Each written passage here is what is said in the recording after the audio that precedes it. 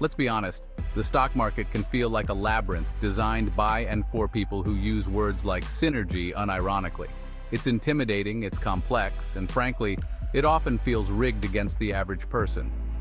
But here's the thing. Understanding the basics of the stock market shouldn't require an MBA and a Bloomberg terminal. So today, we're going to demystify some of the jargon, expose some of the absurdities, and hopefully leave you feeling a little less like a lost lamb in a pinstripe suit jungle. So, you want to talk about a bull market? First off, let's just acknowledge that the terminology here is ridiculous. Why are we using animal metaphors to describe financial trends? It's like calling a recession a sad panda market.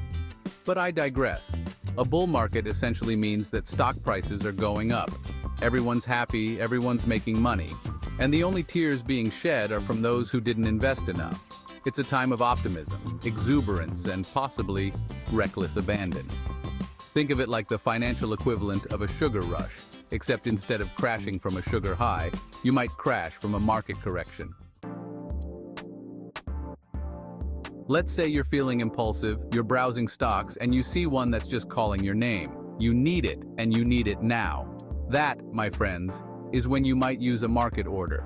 It's the stock market equivalent of drunk dialing your ex. You're not thinking about the price, you just want it to happen immediately.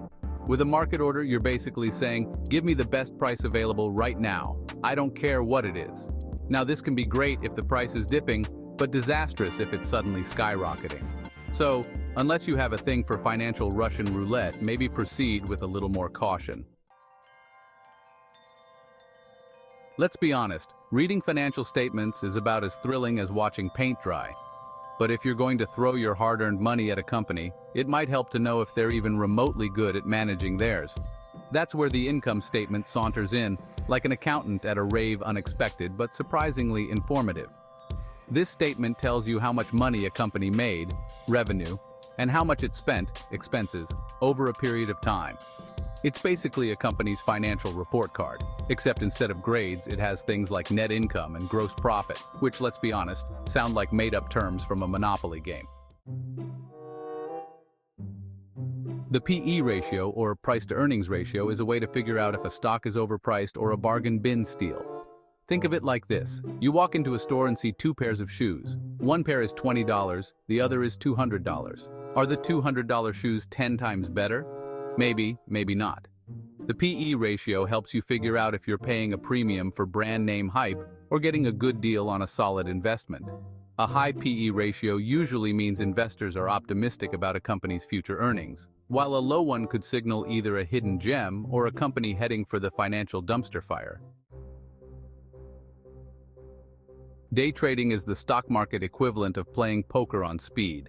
It's fast-paced, risky, and often ends with someone losing their shirt, metaphorically speaking, though in some cases probably literally.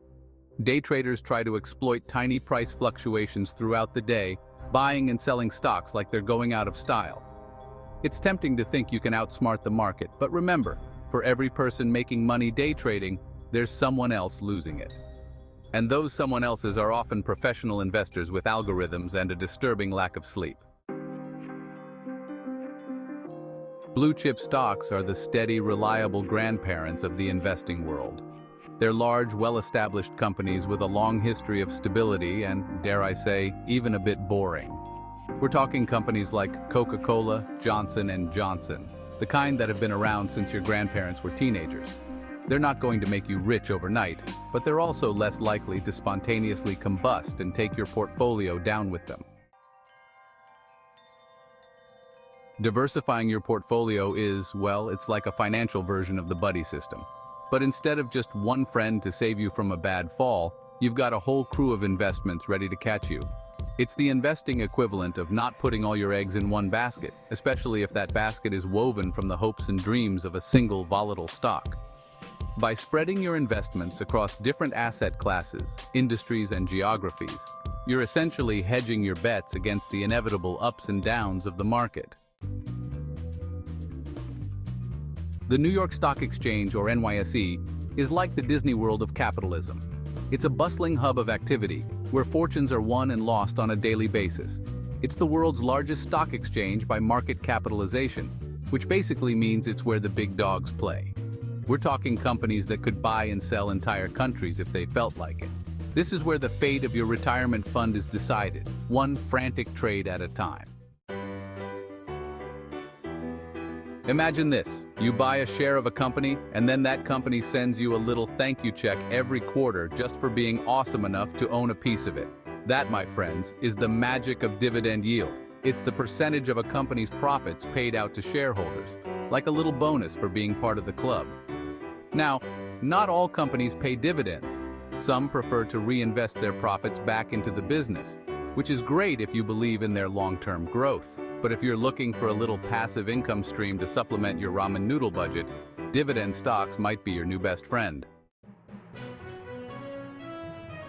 The Securities and Exchange Commission, or SEC, is like the financial world's hall monitor, except instead of policing who's chewing gum in class, they're trying to prevent insider trading and accounting scandals. They're the ones making sure companies are playing by the rules and not inflating their earnings reports with creative accounting. Think of them as the referees of the stock market, blowing the whistle on any shady behavior and trying to keep the game fair for everyone involved. Look, I'm not saying understanding the stock market is going to turn you into Warren Buffett overnight, but hopefully this video has given you a slightly clearer understanding of the financial wilderness and maybe, just maybe, inspired you to take control of your own investments. Remember, the stock market can be a powerful tool for building wealth, but it's not a get-rich-quick scheme. It requires patience, research, and a healthy dose of skepticism.